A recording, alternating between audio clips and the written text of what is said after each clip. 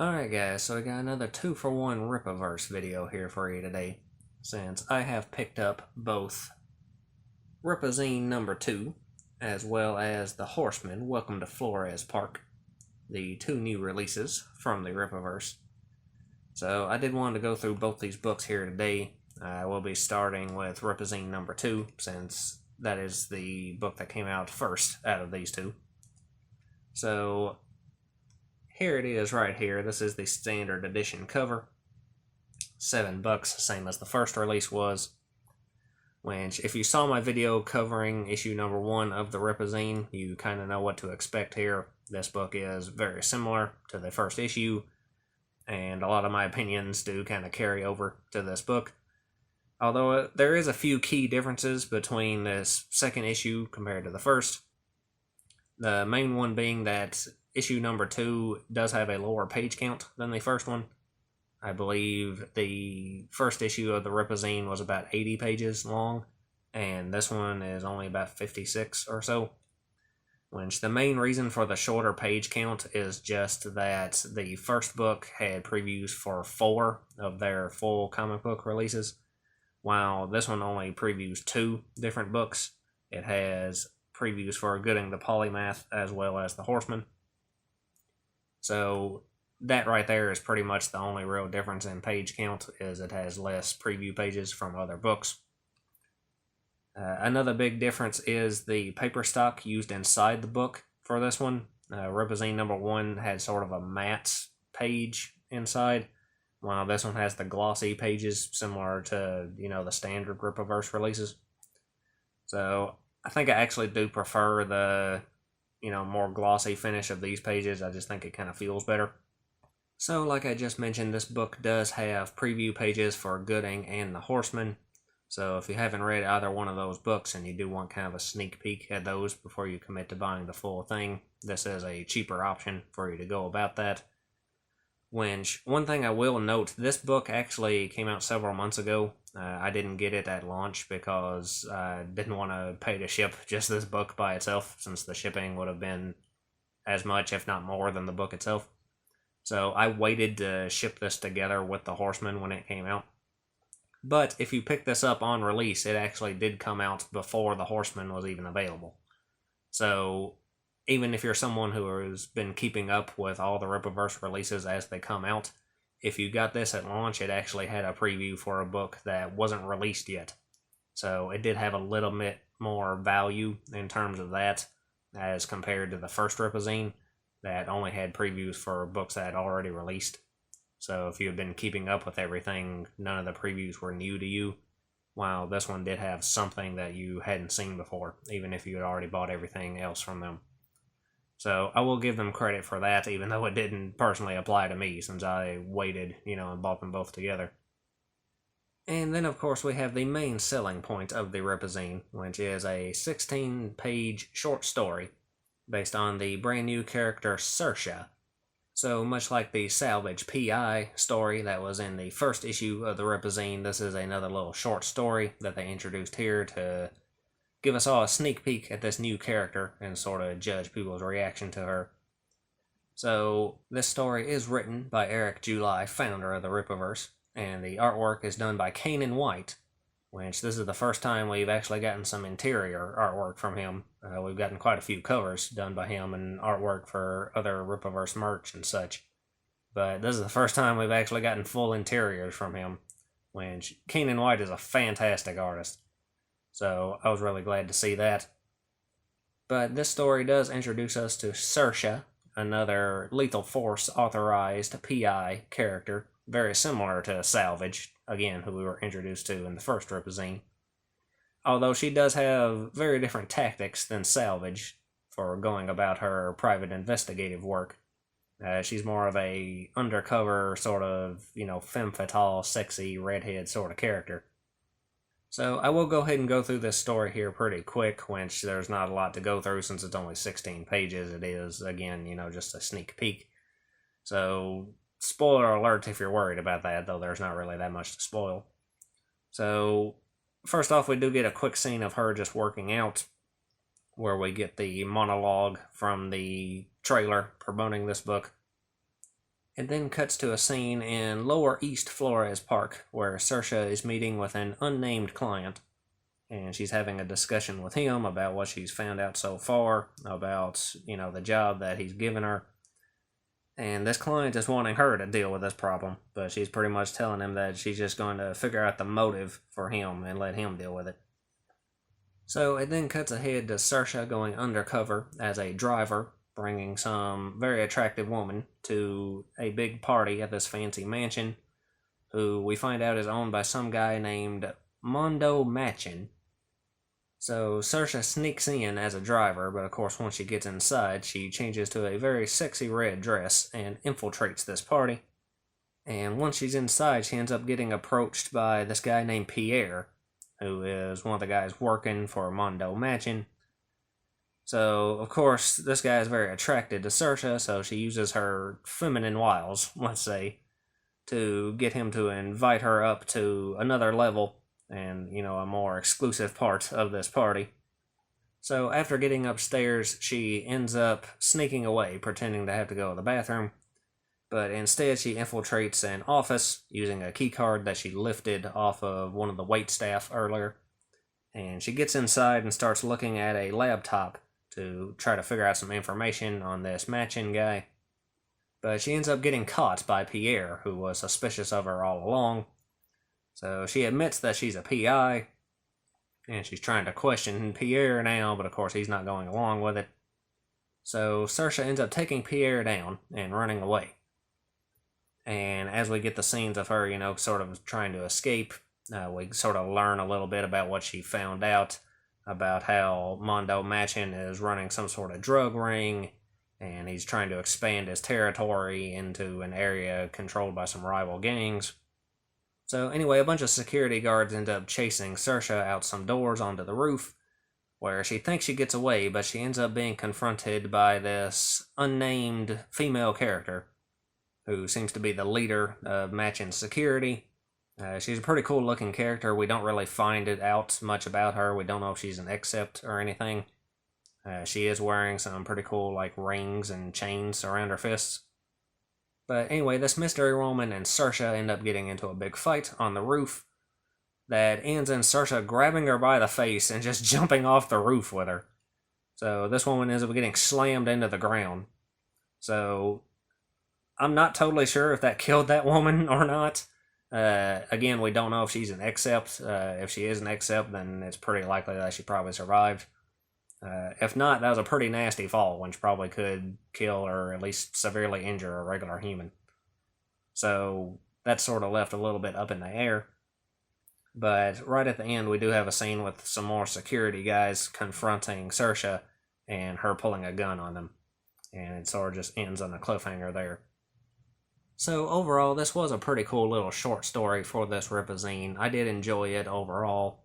I definitely liked the character of Saoirse. It is another PI character, just like Salvage was before, but these stories definitely didn't feel, like a rehash of the same thing. Saoirse was very different, although they're both, non-accept PIs. They do have very different tactics about how they, go about their business, and different characters as well. So I really did enjoy this story. I think I actually did enjoy Saoirse more than Salvage PI, which I did like Salvage quite a bit, but I just got really more invested in this story. I'm not really sure why. It might be the undercover aspect of Saoirse's character, added more tension to the story and sort of pulled me in a little bit more. Or it might be Saoirse's tremendous rack. But, either way, I did overall enjoy this one a little bit more than Salvage, and I definitely would like to see more of Saoirse in the future. So as for the rest of the features in the Rippazine, we got a lot of the same stuff we got in Rippazine number 1. We got another Artist Corner segment, this time by Kane & White, showing off some more tips and tricks for artists. We got another Character Spotlight article focused on Gooding this time. We also got a pretty interesting interview from Gary from Nerderotic, which, he's a YouTuber. If you're familiar with, this corner of the internet, you probably know who Gary is. So beyond that, as far as like the in-universe stuff, we did get the return of Lillian's gossip section, as well as Michael Copper's Gentleman's Tips, and we also got another Harriet's Kitchen article, so we got another recipe from Isom's mom. So all of that was pretty cool. And then we got what is probably my favorite feature of these Rippazine books. We did get another little one-page bird's eye view comic focused on the pigeons. So this one was actually set during the climax of Alpha Core number 1, where the Eagle's Nest is about to crash into the police headquarters. And we find out that actually when Wilkins was out there sacrificing himself to save everyone, it turns out there was a flock of pigeons on the backside of the Eagle's Nest pulling on the thing to stop it as well. So I thought that was pretty funny. I'm pretty sure that's non-canon, but I did get a pretty good chuckle out of that. So I definitely like these little pigeon meme comics. So that's pretty much it for Rippazine number 2. So I will say overall that I probably did enjoy the second issue a little bit more than the first. Like I said, Saoirse was a very good story. I enjoyed all the little in-universe stuff and what have you. The interview with Gary was actually pretty interesting to read through as well. So I did like this book, but most of my opinions from the first one do still pretty much carry over to this one. I still wouldn't call it an absolute must-own sort of thing. But if you are a big fan of the Rippaverse, or you just want to sort of dip your toe in and kind of figure out what it's all about, I think this is a pretty decent purchase for either of those groups. Again, it is only $7, so it's not a big buy-in, and it can give you a taste of some of their other books if you're curious about those. Or if you're just a huge fan of been buying up everything anyway, then if you buy this, I don't think you'll be disappointed in your purchase whatsoever. So moving right along to the main event, we do also have The Horseman, Welcome to Florespark. So this is another one-shot release from the Rippaverse, focused on another new character named The Horseman. So this book is written by Chuck Dixon and Joe Bennett, which is the same duo that we had working on Alpha Core number 1. So if you read that book, you are familiar with these guys' work. So, as always, I will be doing some spoiler-free thoughts up front here before I dive into the actual content of the story. Which, I do have to say right off the bat, I absolutely love this book. I think it's one of my favorite releases from Rippaverse so far, actually. I really loved the character of the Horseman, whose real name is Hector Caballero. Which, his character, I think the reason I liked him so much was just because he's like the perfect mix of badass and wholesome.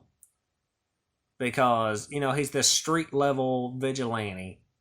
He's not an Accept or anything, so he doesn't have any powers. He's just a bad motherfucker. And he goes around, he takes on like street level criminals, your drug dealers and such. And he just beats the ever loving shit out of them. And he ends up like taking all their dirty money. And he's using that dirty money to help take care of his own family. Because he has a sister and a nephew that have lost their, husband/father. And now he's sort of stepped in to be that, male figure in their life and is taking care of them. So we have this cool dynamic of Hector going back and forth between being, this really badass ass kicker, and then sort of shifting to be this, sort of wholesome family man sort of deal and taking care of his family and being this loving father figure for his nephew. So I really like that whole dynamic with this character. Obviously, there's been a lot of comparisons drawn between the Horseman and the Punisher, between Chuck Dixon's past of writing for the Punisher, as well as the pretty obvious similarities between them, with them both being, these street-level crime fighters.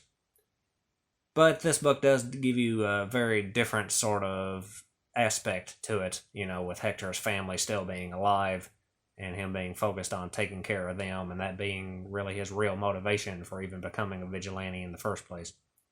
So, while there is some obvious comparisons there, it's definitely not just like a, bootleg version of the Punisher. He's definitely his own character, his own man, and has his own unique feel to help set him apart.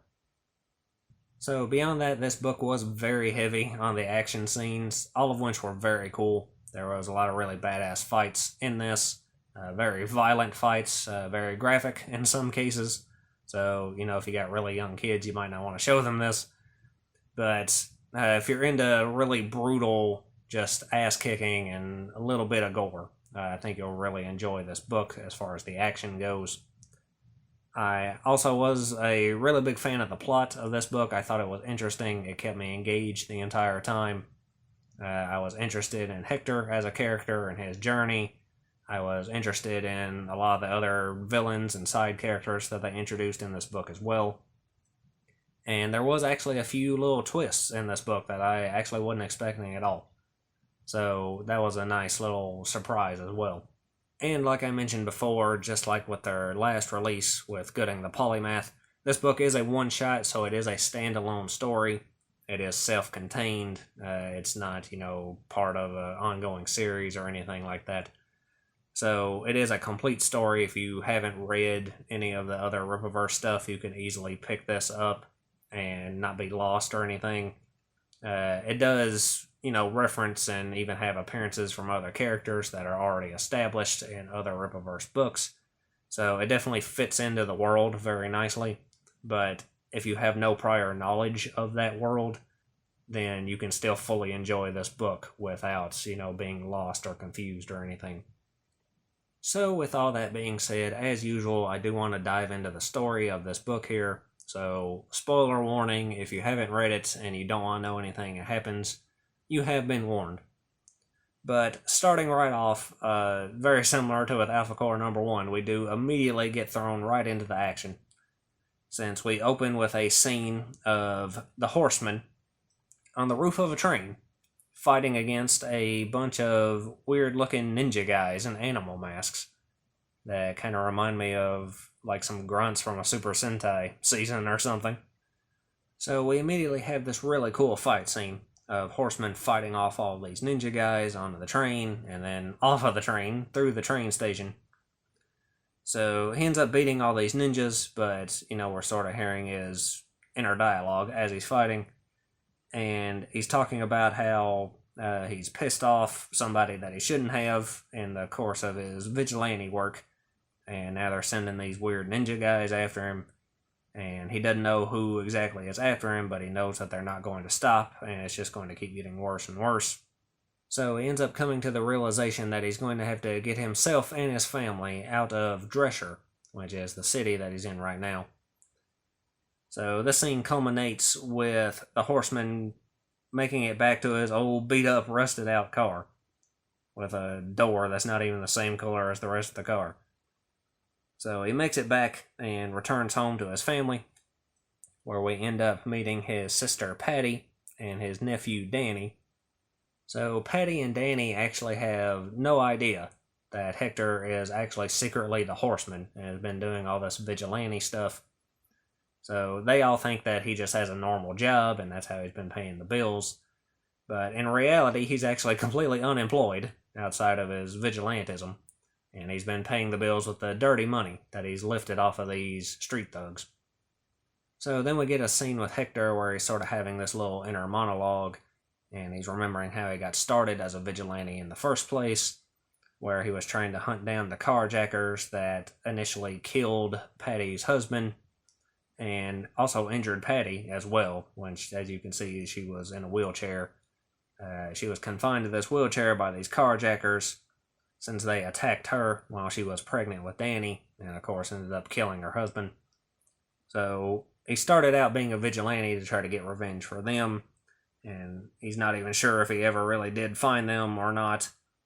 We also see a big photo on the wall of Hector from years ago when he was in the army, I assume during the War of Separation, possibly. But he was in this group of 4 soldiers who were known as the 4 Horsemen, which they all got a tattoo with the, knight chess piece logo, along with the 4 spades, which that's the only actual real info we got on Hector's past as far as being in the military. It was never really explicitly directly addressed. It was just kind of sort of mentioned in passing. and then of course visually through just, having this photo on the wall and such. So there's still, a lot of untold story left there. But anyway, we see Hector having to come up with some sort of fake excuse to tell Patty and Danny about why they have to move, since they don't know about the whole, vigilante situation. So he ends up making up a story for them about how he got offered a new job by a company called Itzabu Motors.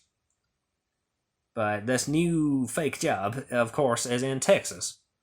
So he ends up taking his family and moving them all to Florespark, the city where all the other Rippaverse books have been set in so far. And of course we immediately get a brief cameo of Brian Solari flying through. So then we see Hector and his family moving into their new house and getting settled in, with Hector living in the little apartment area above the garage.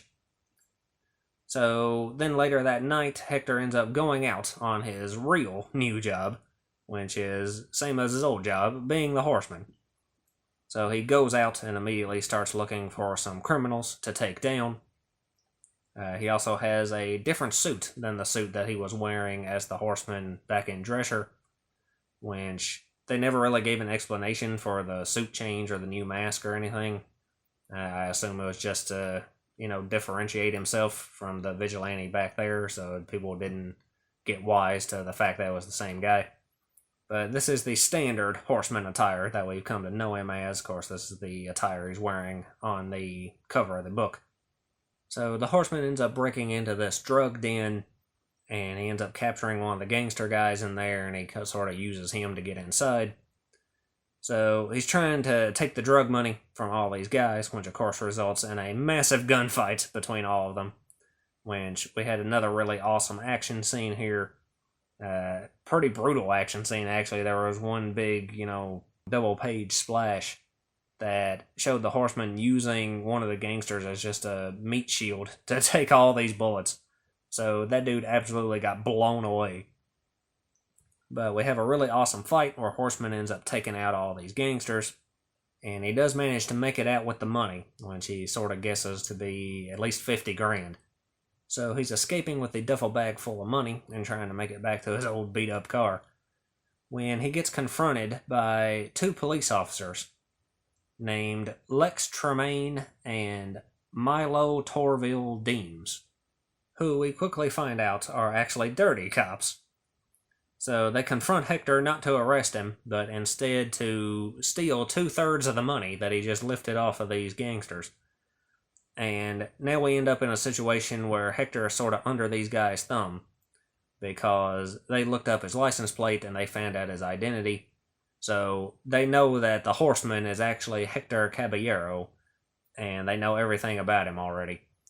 But they're not going to arrest him for being a vigilante. Instead, they're going to put him to work and take part of all the money that he's taking in every time. So his first night out on the streets, Hector is already in a situation where he's being blackmailed by dirty cops. So he's definitely not off to the best start here.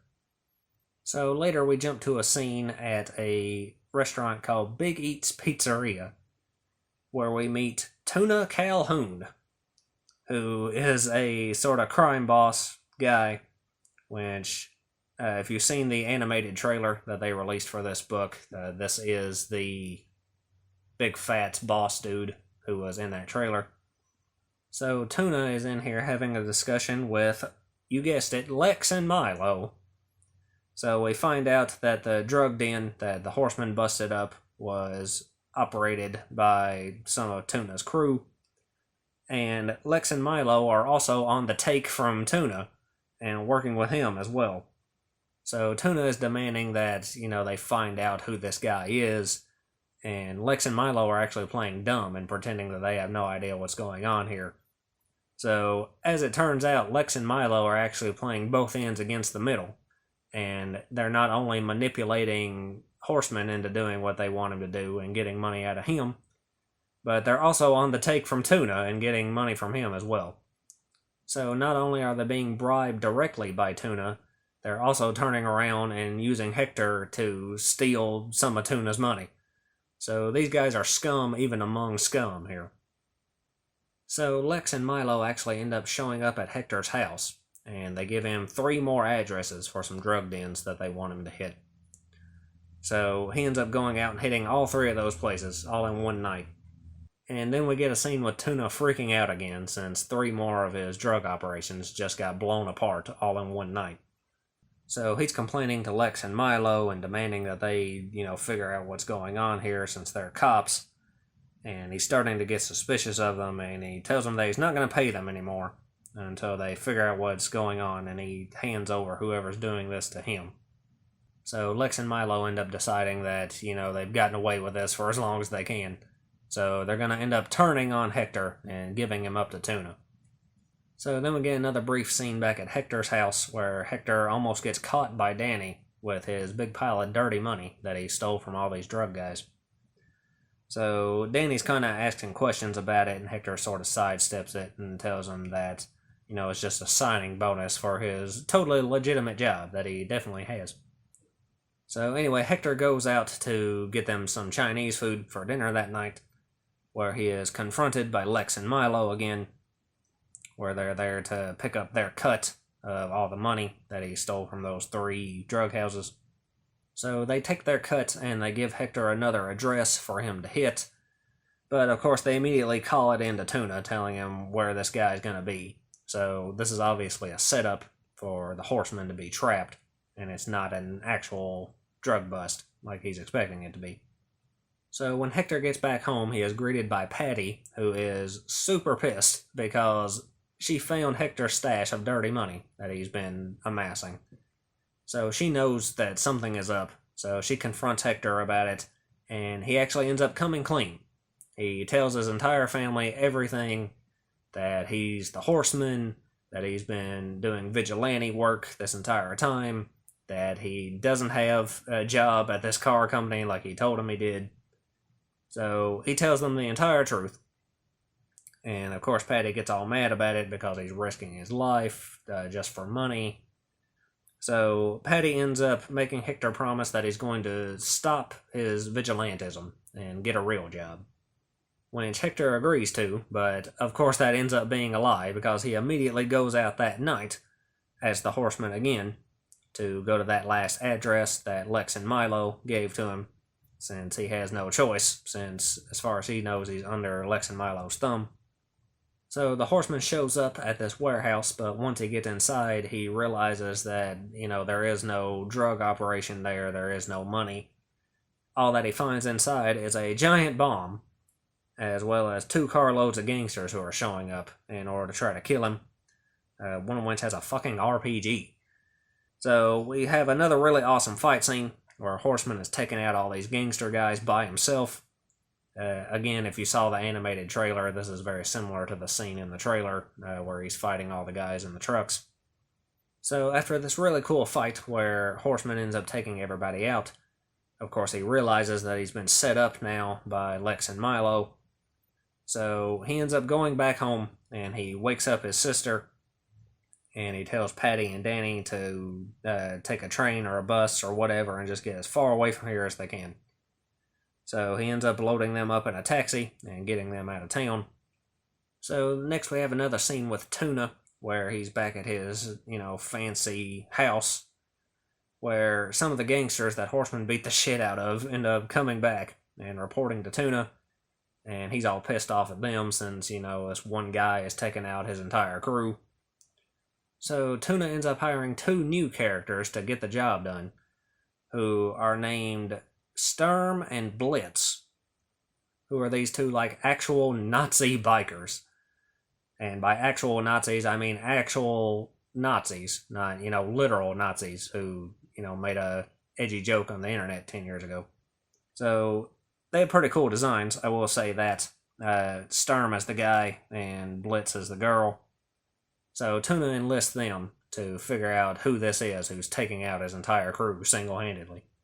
So next we get a brief scene where we see Mick Davies and Callie Briggs, 2 of the detectives that we were introduced to in Alpha Core number 1, investigating the crime scene at the warehouse from earlier where Horseman took out all those guys. So they're checking everything out there, and we get an appearance from Brian Solari from the Alpha Core showing up. So they just have a brief conversation, and of course we know from Alpha Core that, the regular police and Alpha Core don't really get along. So they have a little icy exchange, and Brian just leaves. So then it cuts to the next day where Hector actually shows up at the police station to meet up with Lex and Milo, which, of course, they didn't expect Hector to come out alive from the setup that they sent him into. So they are obviously very shocked to see him, and they're freaking out since he's, there at the police station, and he thinks that he's going to blow their cover and give away that they're dirty. And he's pretending like, everything's fine, and he's just there to give them their cut. So Hector tells them to meet him at this old bowling alley later tonight, and he'll give them their money there. So obviously Lex and Milo are very suspicious about this, but they're going to go along with it anyway. So then we see another scene with Sturm and Blitz where they're reporting back to Tuna after they beat the shit out of several rival gangs in the area, trying to figure out if any of them are the ones responsible for this. And of course, none of them are. So once they report all this to Tuna, he sort of kind of puts two and two together and figures out that it's Lex and Milo that are double-crossing him. So later that night, we get a scene from the bowling alley where Lex and Milo are showing up, and Hector has rented out the entire place, so there's no one else there but him. So they come inside, and the Horseman confronts Lex and Milo, and Hector had realized that, once he got out of that setup alive, then whoever was paying off Lex and Milo would figure out that he's been double-crossed by them, and he was expecting them to send, a truck full of thugs like they sent after him. But, of course, he ends up sending Sturm and Blitz instead, so they come busting through the front of the bowling alley. And we have another really awesome action scene here, where they roll in, and Lex and Milo try to shoot at them, and it's actually revealed that Sturm is an Accept, and he has metal controlling powers, kind of similar to those we saw in Wilkins before. So he ends up stopping all the bullets in midair and sending them right back at Lex and Milo, killing both of them. So the dirty cops meet their well-deserved fate, and we're left with the Horseman fighting against Sturm. So he ends up pelting him with bowling balls right in the face to take him out. So he's trying to detain Sturm and Blitz and make them wait for the police to arrive. But when he goes after Blitz, we discover that she is an Accept as well. And she ends up punching Horseman in the face and sending him flying across the room. So we learn that she has super strength as well as super durability, since Horseman pulls out some guns and tries to blow her away too. But the bullets just sort of bounce off of her and don't do anything.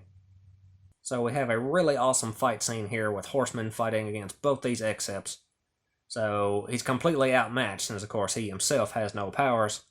So he's trying to fight against him, and Sturm ends up launching some fucking shurikens at him, which, he can control in midair with his powers. And, of course, Blitz is just overpowering him with her super strength. So he's trying his best to fight back against them, and he ends up cracking Blitz right in the face with a bowling ball, which is pretty funny. But she ends up throwing him across the alley, directly into a soda machine and taking him down. So Blitz and Sturm are getting ready to unmask the Horseman and find out his true identity. But before they're able to do so, Sturm is lifted off the ground by Braxwell. The Alpha Core has arrived. So Braxwell ends up getting into it with both Sturm and Blitz now, which while Blitz could easily overpower Hector, who's just a regular guy, when she tries to pull her super strength bullshit on Braxwell, it doesn't turn out too good, and Braxwell just clocks her right in the jaw and knocks her out with one punch. So Braxwell defeats Sturm and Blitz, and Hector tries to make it clear that, he's not on their side, but before he can get much out, he ends up passing out right at Braxwell's feet. So it cuts ahead to a scene later where Braxwell had taken Hector back to the Eagle's Nest, and he's getting checked out at Alpha Core's base. So the Alpha Core are, of course, questioning Hector about who he is and what the hell happened here. So Hector ends up telling them everything. He reveals his identity as the Horseman. He tells them what happened with Lex and Milo, about how he was under their thumb, and he tells them the whole story. So, technically, the Alpha Corps should be arresting him too at this point for vigilantism. But we know the Alpha Corps doesn't necessarily follow all the rules all the time. So they end up offering Hector a second chance and letting him go under the condition that he gives up his vigilante ways and makes this the last ride of the Horseman. So Hector agrees to it, and Brian ends up flying him back to his old beat-up car. So then it cuts ahead to one more scene where we find out that Tuna had pissed off a bigger fish, and he got taken out by someone higher up the criminal ladder, who is revealed to be Michael Copper and Lillian Ronashi, the villains from Alpha Corps number 1. So apparently Tuna did something that they didn't take too kindly to, so they ended up drowning him in his own pool. And then in the final scene of the book, we do get a reunion between Hector and Patty and Danny, who can come back to Florespark now that everything is under control. So he ends up telling them that, he's given up his vigilante ways and he's going to go start looking for a real job now. So they all go out to eat. And we do have one last little inner monologue with Hector talking about how he's going to have to live with that being the last ride of the Horseman for now. So, like I said before, I absolutely love this book. The Horseman is one of my favorite characters now, immediately, just after this one little adventure with him. I found him very likable. I like the whole family dynamic with him taking care of Patty and Danny. Of course, all the action and the fight scenes were very brutal and very awesome. So, I really like this book. I pretty much liked everything about it. I don't really have any complaints. One minor thing, if I want to nitpick a little bit, I have pointed this out in some of my other Rippaverse discussion videos. There was a few little typos still, which it wasn't anything major. The only ones I noticed actually in the book was there was a few scenes in the book that were sort of framed as, the Horseman giving an after-action report, and they were numbered. I noticed in one of the scenes the numbers were actually off by 1 compared to the previous scene, where it should have been reports 149 through 151, and in the actual book it said 150 through 152. So that was just off by 1. And then the other typo was actually on the spine of the book, where, I don't know if you'll be able to see this or not, but they actually left out the word 2, and it just says, "The Horseman welcome Florespark." So, that's not a big deal, but it is kind of annoying that these typos are still happening. But other than that, I didn't really notice anything. Again, I did absolutely love all the artwork. Joe Bennett did an absolutely great job. All the fight scenes, especially, were a big highlight of this book. We got several of the, big 2-page splash images during a lot of those action scenes that were really cool. So overall, I absolutely can't recommend this book enough. I think you really will enjoy it. Like I said, it is a standalone one-shot, so you don't have to have any prior knowledge of any of the other Rippaverse books or anything to get into this. This isn't part of an ongoing series right now, but the Horseman character seems to be really well received by not only me, but most of the people that have read this book. So we know absolutely without a doubt we are going to get more adventures from the Horseman. This book did end with him agreeing to, not be a vigilante anymore. But something tells me he's not going to be keeping that promise. So I fully expect more Horseman books in the future, whether it's just more one-shots here and there or a full series or what have you.